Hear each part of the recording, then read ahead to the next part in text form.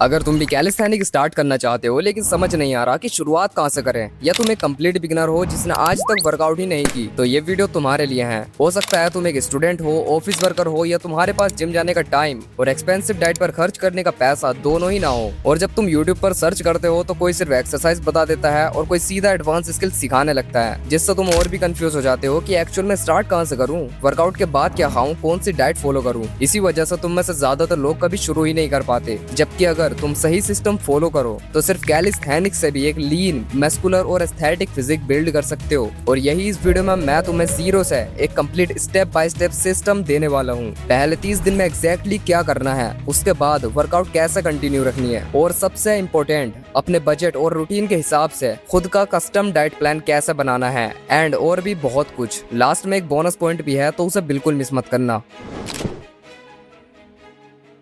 India में fitness का मतलब सिर्फ जिम जाना, डंबल्स उठाना ही समझा जाता है। आज भी बहुत लोग सोचते हैं कि अगर अच्छी बॉडी बनानी है तो जिम जाना ही पड़ेगा। अगर तुम रैंडमली किसी भी इंसान से ये पूछोगे कि कैलिस्थेनिक्स क्या होता है, तो उसको इसका नाम तक नहीं पता होगा। कैलिस्थेनिक्स एक ऐसा ट्रेनिंग सिस्टम है जिसमें तुम अपने ही बॉडी वेट को रेजिस्टेंस की तरह यूज करते हो, जिसमें मसल्स और स्ट्रेंथ बिल्ड करने के लिए तुम्हें भारी मशीन्स या एक्सपेंसिव इक्विपमेंट्स की जरूरत नहीं होती। पुशअप्स, स्क्वाट्स, पुलअप्स और डिप्स जैसे बेसिक मूवमेंट से ही तुम धीरे धीरे अपनी स्ट्रेंथ और बॉडी को इम्प्रूव करते हो। सिर्फ बिगनर्स ही नहीं, दुनिया के बहुत से टॉप एथलीट्स भी अपनी ट्रेनिंग में बॉडी वेट एक्सरसाइजेज यूज करते हैं। क्रिस्टियानो रोनाल्डो जैसे फुटबॉलर से लेकर मिलिट्री फोर्सेस और प्रोफेशनल एथलीट्स तक बॉडी वेट ट्रेनिंग को स्ट्रेंथ, मोबिलिटी और बॉडी कंट्रोल इंप्रूव करने के लिए रेगुलरली करते हैं। उनकी फिजिक तुमने देखी ही होगी। सबसे अच्छी बात यह है कि ये सिस्टम ऑलमोस्ट हर किसी के लिए काम करता है, चाहे तुम एक स्टूडेंट हो जो क्लासेस के बाद सिर्फ थोड़ा सा ही टाइम निकाल सकता है, या एक ऑफिस एम्प्लॉय हो जो पूरा दिन काम करता है, या कोई ऐसा इंसान जिसके पास ना जिम मेंबरशिप का बजट है और ना ही रोज जिम जाने का टाइम है। और अगर तुम ये सोच रहे हो कि रोज इतना टाइम निकाले कैसे, तो उसका सोल्यूशन भी मैंने लास्ट चैप्टर में कवर किया है। लेकिन उससे भी पहले अगर आज से ही तुम्हें स्टार्ट करना पड़े तो एग्जैक्टली शुरुआत कहाँ से करनी है। अब मैं चाहूँ तो चैट जीपीटी से एक वर्कआउट प्लान बनवा कर तुम्हें दे सकता हूँ, लेकिन उससे ना तुम्हें कुछ समझ आएगा कि ये एक्सरसाइज तुम क्यों कर रहे हो, और ना ही तुम उसे लॉन्ग टर्म तक फॉलो कर पाओगे।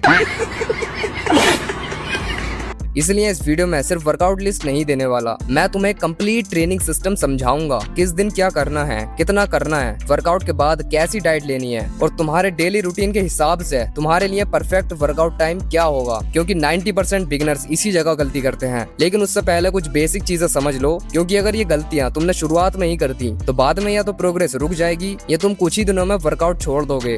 फर्स्ट, अगर तुम बिना वार्म अप के डायरेक्टली वर्कआउट शुरू कर दोगे तो तुम्हारा हाल भी कुछ ऐसा हो सकता है। इसलिए वर्कआउट शुरू करने से पहले 5 मिनट का वार्म अप जरूर करो, जिससे तुम्हारी मसल्स और जॉइंट्स एक्टिवेट हो जाते हैं और इंजरी होने का चांसेस भी काफी कम हो जाते हैं। और दूसरी चीज, बिगिनर सबसे ज्यादा इसी ट्रैप में फंसते हैं। उन्हें लगता है कि अगर हफ्ते में 6-7 दिन वर्कआउट नहीं किया तो रिजल्ट्स नहीं मिलेंगे, लेकिन सच ये है कि यही सबसे बड़ी गलती है। मैं खुद भी शुरू में इसी ट्रैप में फंस चुका हूँ। स्टार्टिंग में सिर्फ 4 दिन वर्कआउट करना ही काफी है। इससे तुम्हारी बॉडी धीरे धीरे अडेप्ट करेगी, रिकवरी भी अच्छी रहेगी और तुम वर्कआउट को ज्यादा टाइम तक कंसिस्टेंटली फॉलो कर पाओगे।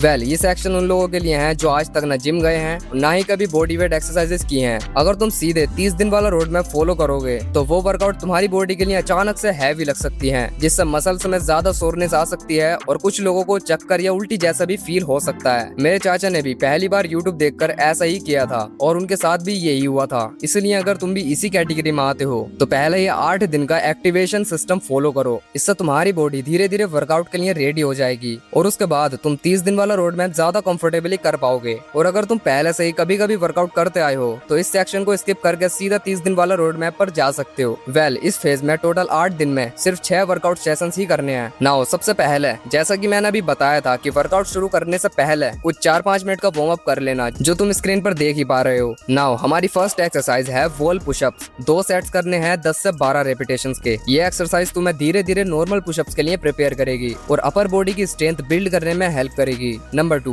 Chair squats. 2 सेट्स 10 से 12 रेप्स के। अगर तुमसे नॉर्मल स्क्वाट्स नहीं लगते या फॉर्म मेंटेन करने में दिक्कत आती है तो ये एक्सरसाइज उसकी परफेक्ट फाउंडेशन है। Number 3, incline plank. इसके 2 सेट्स करने हैं 30 सेकंड्स होल्ड के। इस पोजीशन को लगभग 30 सेकंड्स तक तो होल्ड करना ही है। जो भी एक्सरसाइज मैं बता रहा हूँ उनका स्क्रीनशॉट लेते रहो या नोटबुक में नोट कर लो। And number 4, glute bridge. 2 sets करने हैं 10 से 12 रेप्स के। Number 5, wall slide. 2 सेट्स के 12 से 15 रेप्स।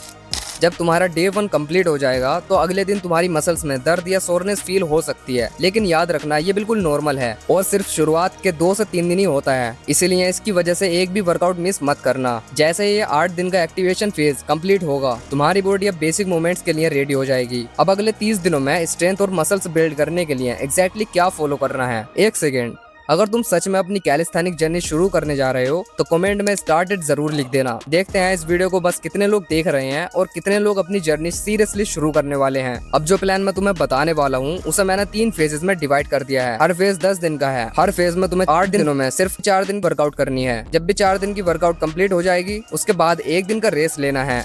सो स्टार्ट करते हैं फेज नंबर 1 से, जिसमें हमारी पहली एक्सरसाइज है इंक्लाइन पुशअप्स। 2 सेट्स 12 से 15 रेप्स के। अगर अभी 6 से 8 रेप्स भी नहीं निकल पा रहे तो फिलहाल वॉल पुशअप्स ही कंटिन्यू करो। Number 2 body weight squats. 2 sets करने हैं 10 से 15 रेप्स के। ये एक्सरसाइज तुम्हारी लेग्स को स्ट्रॉन्ग बनाएगी। अगर स्क्वाट्स करते वक्त नीज में पेन फील होता है तो अपनी फॉर्म को अच्छे से मेंटेन करना। Number 3 dead hang. 2 सेट्स करने हैं 20 सेकंड्स होल्ड के। अगर पुल अप बार अवेलेबल है तो डेड हैंग करो, वरना हैवी बैकपैक से बैकपैक रोज कर सकते हो 2 सेट्स के 12 रेप्स। Number 4 Planck. प्लैंक सिर्फ तुम्हारे एब्स को ही नहीं, ये तुम्हारे पूरे कोर को स्ट्रॉन्ग बनाता है, जिससे लगभग हर कैलिस्थेनिक मूवमेंट में बॉडी ज्यादा स्टेबल रहती है। Number 5 wall slide. 2 सेट्स करने हैं 10 से 12 रेप्स के।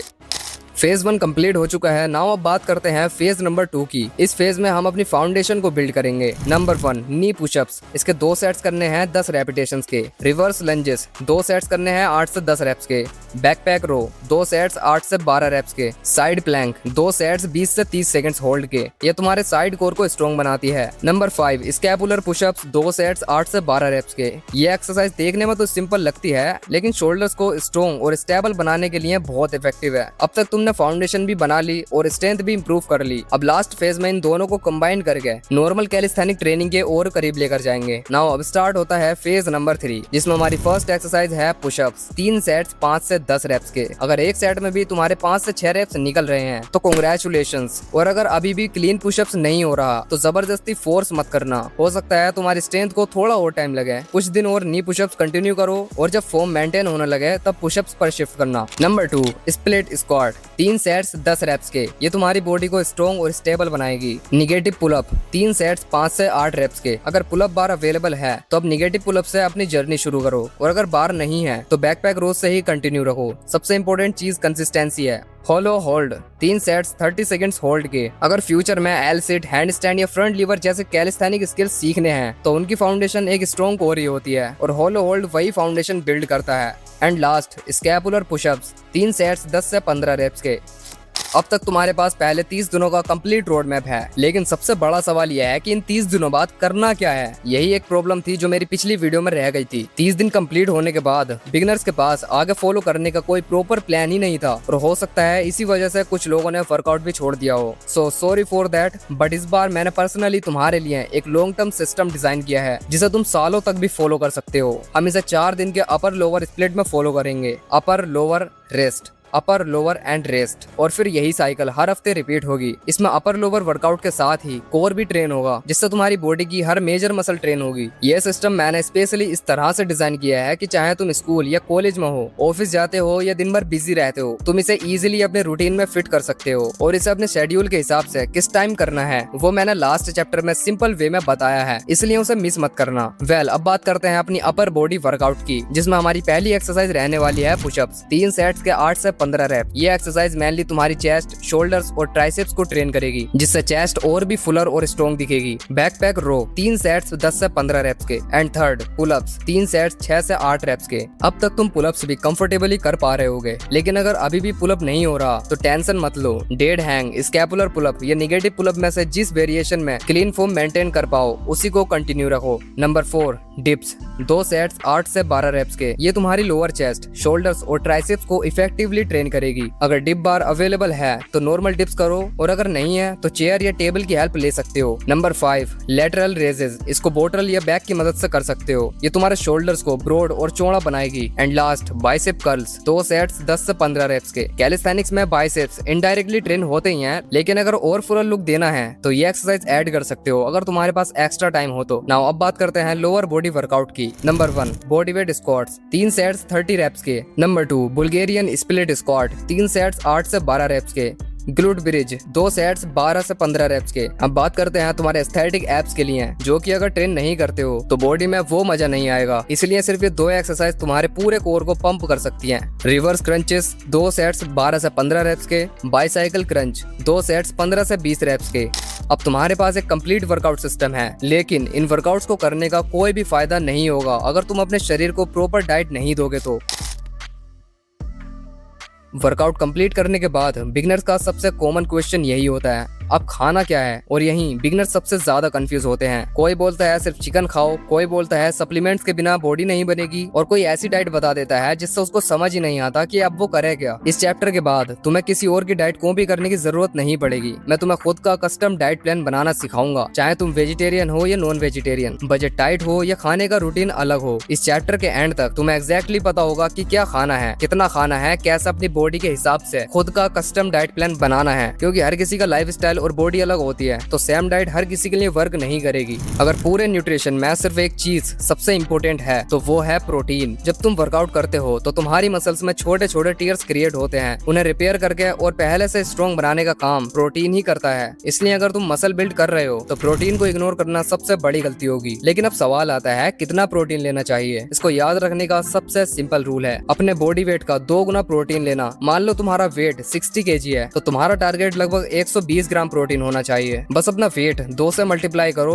और तुम्हें अपना डेली प्रोटीन टारगेट मिल जाएगा। अब एक चीज जो बिगिनर्स को सबसे ज्यादा कंफ्यूज करता है, क्या प्रोटीन सिर्फ वर्कआउट के बाद ही लेना जरूरी है। सच ये है कि वर्कआउट के बाद का टाइमिंग उतना इंपॉर्टेंट नहीं है जितना पूरे दिन का टोटल प्रोटीन इंटेक है। इसलिए एक ही मील में सारा प्रोटीन खाने की जगह उसे दिन की अलग अलग मील्स में डिवाइड करने की कोशिश करो। इससे बॉडी प्रोटीन को बेटर यूज कर पाती है और मसल्स को पूरा दिन रिकवरी का सपोर्ट मिलता रहता है। अब अगर प्रोटीन इतना ही इंपॉर्टेंट है तो एक और प्रॉब्लम आती है, इतना प्रोटीन लाए कहां से। और यहीं बहुत से बिगनर सोचने लगते हैं कि मसल्स बनाने के लिए रोज चिकन सप्लीमेंट्स ये बहुत महंगा खाना जरूरी है। लेकिन सच ये है कि बजट चाहे जो भी हो, हर रेंज में अच्छे प्रोटीन सोर्सेज अवेलेबल हैं। अगर तुम्हारा बजट बहुत ही कम है तो सोया चंक्स, एग्स, मिल्क और दही से ही अपना प्रोटीन टारगेट काफी हद तक कंप्लीट कर सकते हो। ये इजीली अवेलेबल है और बिगनर्स के लिए बेस्ट है। और अगर तुम्हारा बजट थोड़ा बेटर है तो पनीर, चिकन और एग्स ऐड कर सकते हो। इससे प्रोटीन इंटेक भी बढ़ेगा और डाइट में वेराइटी भी आएगी। और अगर बजट की कोई प्रॉब्लम नहीं है तो ग्रीक योगर्ट, लीन मीट और वे प्रोटीन भी अच्छे ऑप्शंस हैं। लेकिन एक बात हमेशा याद रखना, वे प्रोटीन कोई मैजिक पाउडर नहीं है। ये सिर्फ एक कन्वीनियंट फूड है जो डेली प्रोटीन टारगेट कंप्लीट करना आसान कर देता है। अगर तुम एक सिंपल डाइट से भी अपना प्रोटीन इंटेक पूरा कर पा रहे हो तो वे प्रोटीन लेना बिल्कुल जरूरी नहीं है। इसलिए फूड चूज करते वक्त ब्रांड या प्राइस मत देखो, बस इतना देखो कि उससे तुम्हारा daily protein target consistently complete हो रहा है या नहीं। अब तक मैंने तुम्हें बता दिया है कि कितना प्रोटीन लेना है और प्रोटीन किन फूड से मिल सकता है। तो अब मैं तुम्हारे बजट और रूटीन के हिसाब से खुद का कस्टम डाइट प्लान बनाना सिखाता हूँ। मैंने तुम्हारे लिए कस्टम डाइट प्रॉम्प्ट बना दिया है, उसका लिंक तुम्हें डिस्क्रिप्शन में मिल जाएगा। बस उस प्रॉम्प्ट को कॉपी करके ChatGPT में पेस्ट कर देना। सबसे पहले अपना वेट, हाइट, एज और एक्टिविटी लेवल फिल करना। उसके बाद अपना गोल सिलेक्ट करना, चाहे तुम फैट लॉस, मसल गेन या बॉडी रिकॉम्पोजिशन जो भी करना चाहते हो। फिर डाइट प्रेफरेंस में बताना तुम वेजिटेरियन हो या नॉन वेजिटेरियन, और उसके नीचे सिर्फ वही प्रोटीन सोर्सेज लिखना जो तुम रेगुलरली अफोर्ड कर सकते हो, जैसे eggs, paneer, chicken, milk, soya chunks या वे प्रोटीन जो भी तुम्हारे बजट में हो। उसके बाद अपना वर्कआउट टाइम, दिन में कितनी मील्स खाते हो और किस टाइम खाते हो, ये सब चीजें फिल कर देना। बस इतनी इन्फॉर्मेशन देने के बाद ChatGPT तुम्हारा रूटीन, बजट और गोल के हिसाब से एक कंप्लीट डाइट प्लान बना देगा, जिसमें कैलोरीज, प्रोटीन और हर मील की एग्जैक्ट क्वांटिटी भी होगी।